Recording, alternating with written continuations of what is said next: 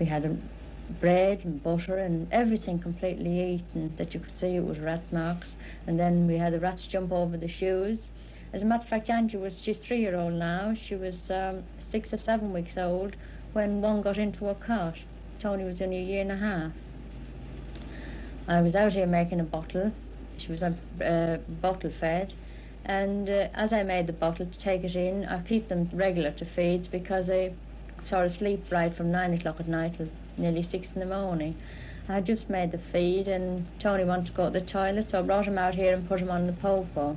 Being as a new baby, he thought he'd never get back, and we could hear this sucking and sucking. I took it for granted it was a baby sucking a thumb, like, you know, sucking on the thumb. So I caught a hold of Tony's hand. I said, "Mum, we're going to the new baba." As we walked in, the baby was still asleep. The bottle, I was only after making the bottle a few minutes before that and leaving it propped on the body of the baby, like in the bed, so as it wouldn't spill. Mind, it was a young rat, but it was very big. It was as big as the baby's bottle and a big long tail. I know that that one scream and pushed little Tony back, and I had to run round the cot and grab the baby out of the cot, but she had these long gowns. And as it had got the fright, it had dropped the bottle. It had taken the whole piece out right off the nipple, and it dropped the bottle, and it was running out of the cot because I had come past it, and I sort of scared it that way, and I got the other end to grab the baby out, and as I was grabbing the baby out, it caught onto the bottom of the baby's gown.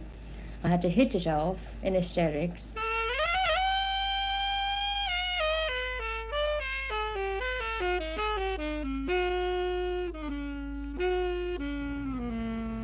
A place to call home, and a decent place at that. For hours over the last few weeks, the politicians have talked about houses. The Labour Party, the Liberals, the Conservatives. And the Times has forecast that housing will be a big issue in the general election. To hear the politicians tell it, a decent place to live is always housing, in units of hundreds of thousands, and always governed by national finance and priorities. But to millions of people in Britain today, a decent place to live is home. And to them, it is their most desperate concern. To these millions, it matters little if home is in Stirling or Sheffield or Stepney. The home World in Action is invited to tonight is in Stepney. Well, to explain about the feeling in London, especially Stepney, I don't feel it right walking. I don't feel it safe walking in the streets. I would like to be able to go on a bicycle as I used to do before, even to go shopping, but I wouldn't really feel as safe as I did when I was back in Ireland. Of course, that was where we were reared and got quite used to.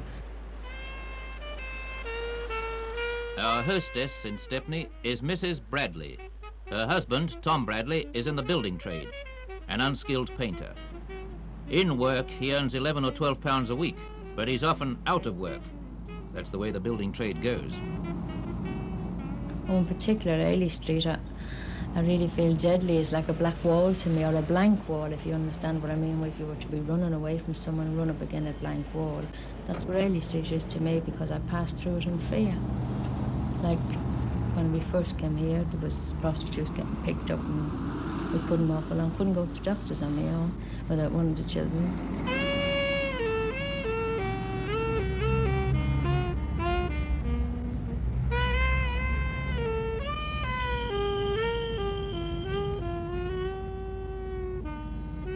It is ironical, to say the least, that the Bradleys live just across the street from paradise. This is where we live. The rent is £2.2 and 6, and we pay it regular every Monday. My oldest son, Thomas, is 14 years of age since July, and the next is Edward. He'll be 13 in November. The next is Marie. She's 11-year-old August, and Philomena was 8-year-old in August. Then there's Tony, he's 4.5, and then there's the baby Angela. She's 3-year-old last May. Another tenant is Mr. Bill Lewis. I live on the ground floor of number 70 Ailey Street. I pay £3.10 a week rent. When I came here, I paid 1 month's rent in advance. I couldn't move in for 11 weeks because the place was not in a fit state to live in, and I had to redecorate it myself. On the first floor lived Mrs. Lily Coles, mother of 8. That's the room Lily Cole used to live in. And she could tell you a lot with having such a large family in that one room. It was like hell there in the one room with the whole lot of us. We didn't know what it was there to do anything right. My health and all was going in it.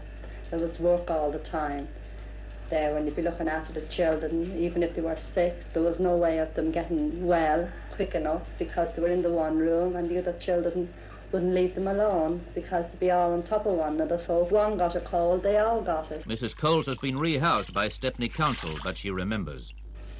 We had rats there. They were that bad. They used to come up the stairs and outside of my door on the landing. I'd have to look out through the keyhole to see was there any outside the door before I'd go out to get some water. And they were there, well, we'd done without the water until they were gone. Mrs. Coles talks of the nature of her escape. Oh, well, now, to tell the truth, I think it's a dream that I'll wake up some morning and find out I've got to go back to Ailey Street, which I wouldn't like to do, because if I'm only going that way for a message even, the children don't want to go near the hall where we were living, in case that they're going back up there to live.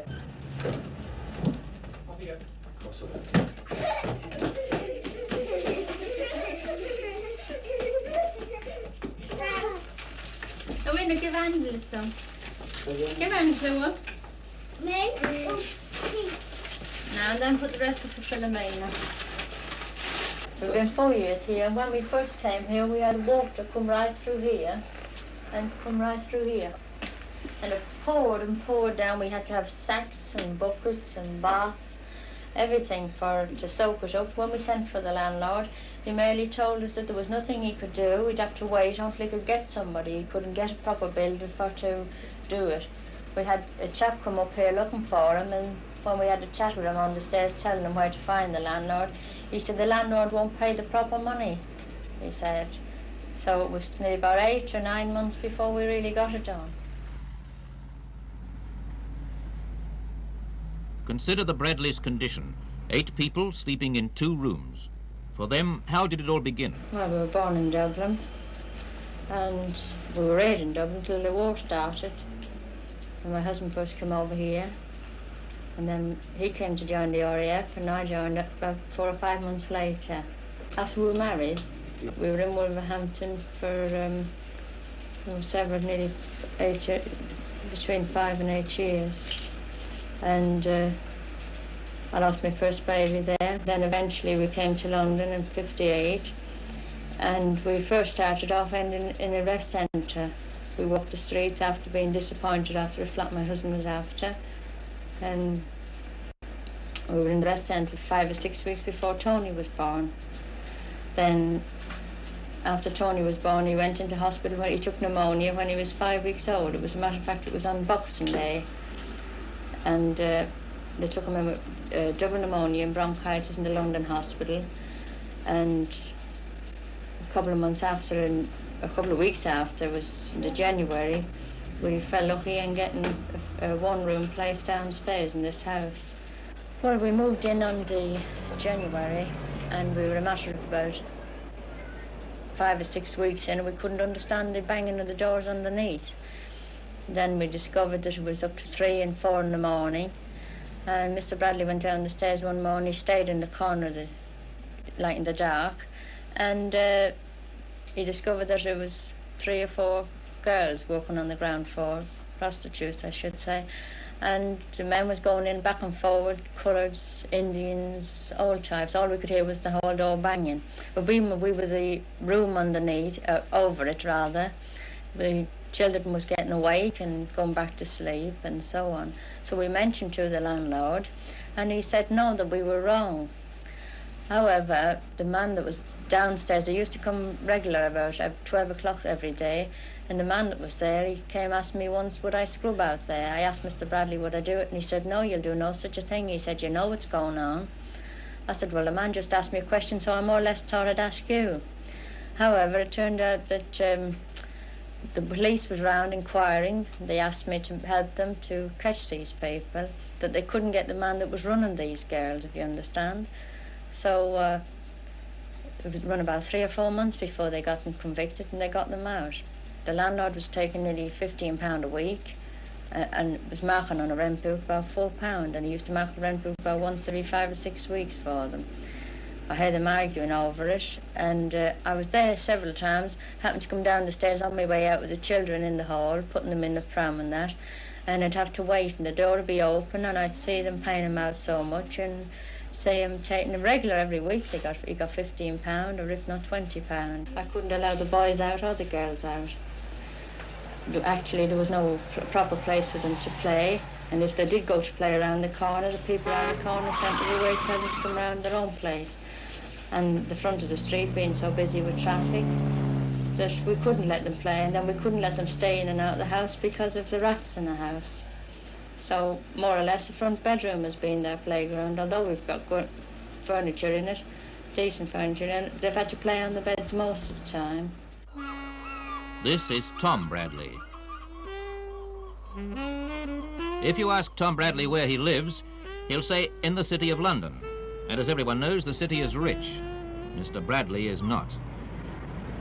I'm over here as a labourer, and I got some good jobs. But as curtains, I was working. I did work as hard as I could, and I still am. I'm capable of working just twice as hard. But it was all through redundancy I was knocked off. Mr. Bradley was something of a sportsman once. I had a trial with Wolverhampton Wanderers before Ted Vizard left. I had a trial with Walsall. I was playing for Bilston and I got paid for it, but it wasn't very much. I was asked to go to Hull City, and Reg Barlow, West Bromwich Albion, introduced me. But it didn't materialise, really. Many of his neighbours say, well, if it's so bad here, why not go back to Dublin?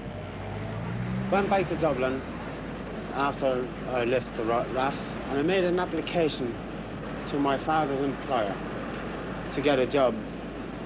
I received an answer telling me to report for a medical examination, in which I did. I was halfway through my medical examination, and the doctor asked me what forces I was in. I told him I was in the British Royal Air Force. He carried on with his medical examination, and as I was finished, he told me I had failed the examination. Well, the reason why I think I failed is because I served in the British Royal Air Force. Ways of escape from Stepney are few, but one way is to punch your way out. Then Eddie took up boxing. Actually, it was young Thomas tried to start it because he was very bad with his nerves, and the doctor said the only way to get him out of it was put him at boxing. Bag's coming towards you, jumping quick with the hook. Follow with the right cross, you understand? Left and right cross. Left and right. That's better, and again quick. That's better. Now left hook quick. Left hook quick. Right cross. Then when Thomas didn't take up the boxing, Eddie automatically took it up, which he's got little prizes and so on. Well, as far as work is concerned, I'd like my boys to go as they wish. I mean, I have a boy, he's very, very intelligent. He wants to be an electric engineer, and my other son wants to be a carpenter. Well, I wouldn't advise my son to go into the building trade.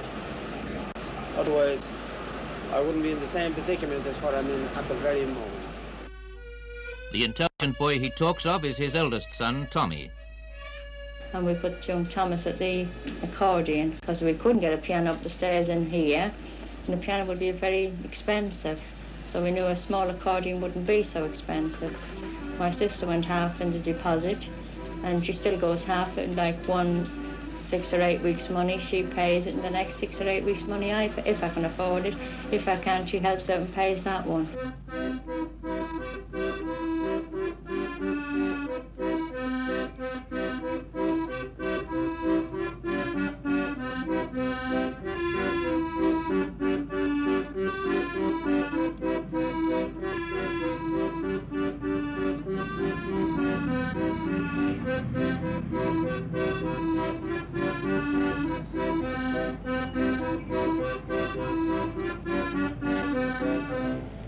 With her husband in and out of work, Mrs. Bradley's concern is not with what her children will do in the future, but what they will eat now.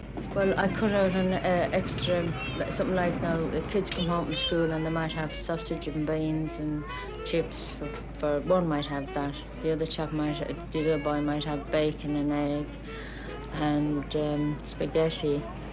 But that again, they might have tomatoes. Well, then you have tomatoes and onions and cheese and the spread cheese and cheddar cheese, and we make sandwiches out like sort of fills them at evening time, like supper time, as well as drinking chocolate. Well, all that's cut out. There's no drinking chocolate.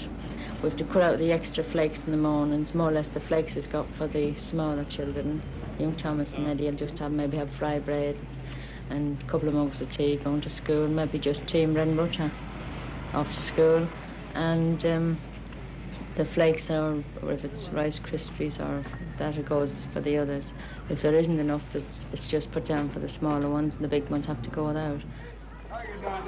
Where exactly does Mrs. Bradley's weekly money go? Well, I start off like similar to this morning. I went out and I bought bacon, eggs, tea. Well, not all of the tea, I just got a half pound because it takes too much like carrying all back together.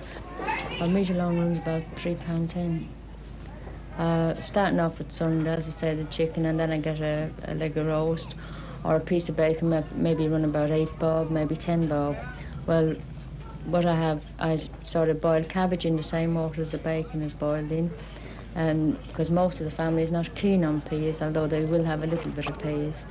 And spuds, I have to get £10 of spuds for Sunday, £10 of spuds for Saturday. During the week, they only run me £6 because I do chips for the children and they have school dinners, you say.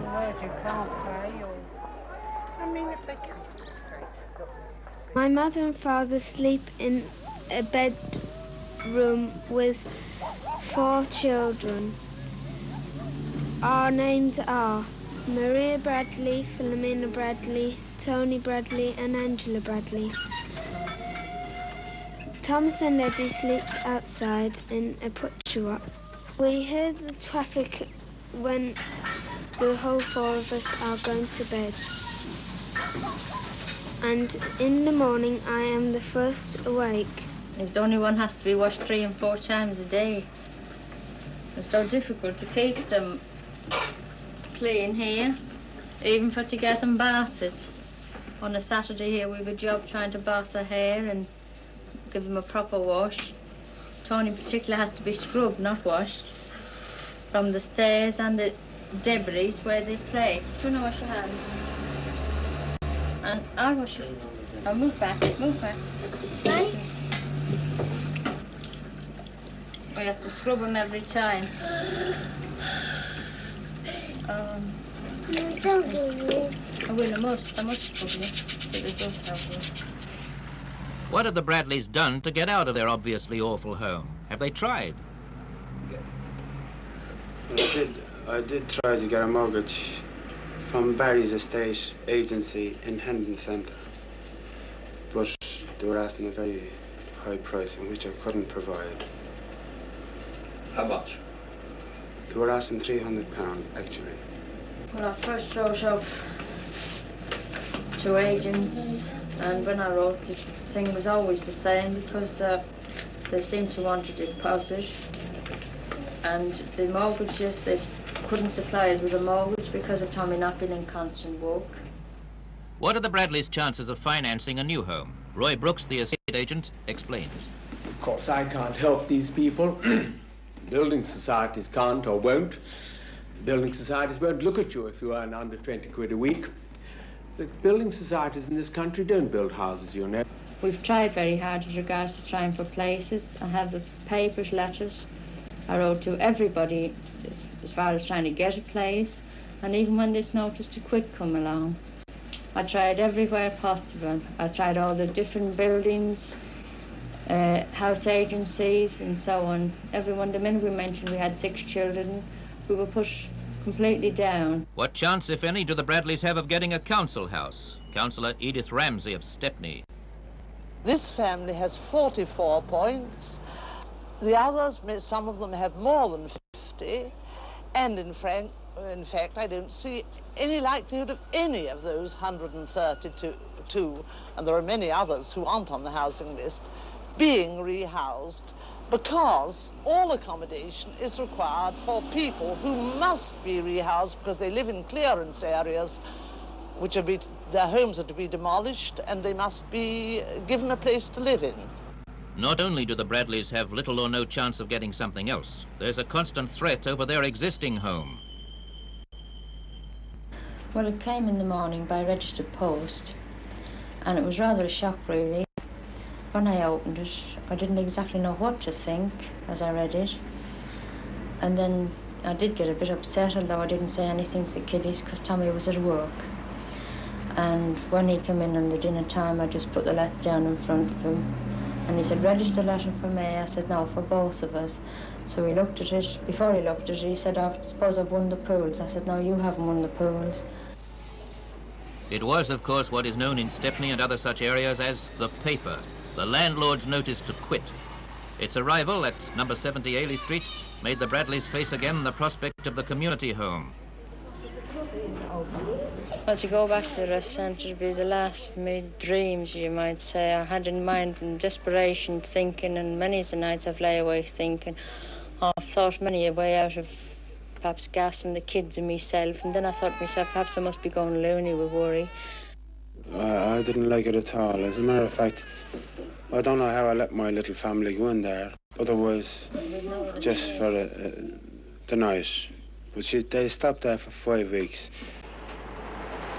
The Bradleys' final hope officially lies with the courts. On Friday the 13th of September, they went to appeal against the notice to quit.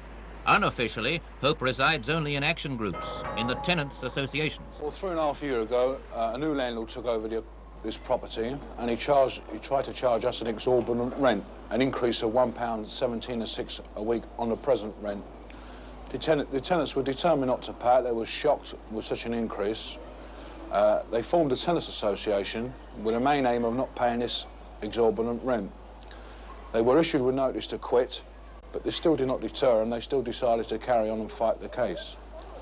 And eventually the Borough Council, the Bethnal Green Borough Council, placed a compulsory purchase order on these properties, the first one under Mr. Brooks's circular. I think it's an interesting point that at the time, when he charged this increase in rent, there was no such circular and there was no protection whatsoever for decontrolled tenants. But these tenants decided to form together and stand as one group to fight this increase. But even action by such associations can offer the Bradleys little encouragement, as Councillor Ramsey explained. People don't understand what it is to live without any hope of getting anything better, overcrowded, insanitary conditions, with no chance of a family life.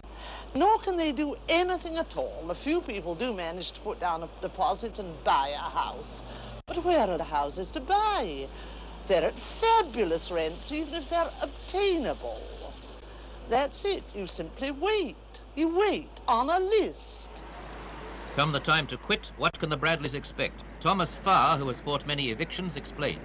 Well, it all depends on your length of resistance to what we people call injustice.